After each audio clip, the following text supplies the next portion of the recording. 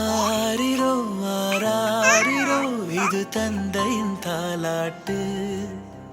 பூமியே புதிதானது இவள் மழலையின் மொழி கேட்டு. தாயாக தந்தை மாறும் புது காவியம். இவன் வரைந்த கிருக்கலில் இவளோ உயிரோ. இரு உயிர் ஒன்று சேர்ந்து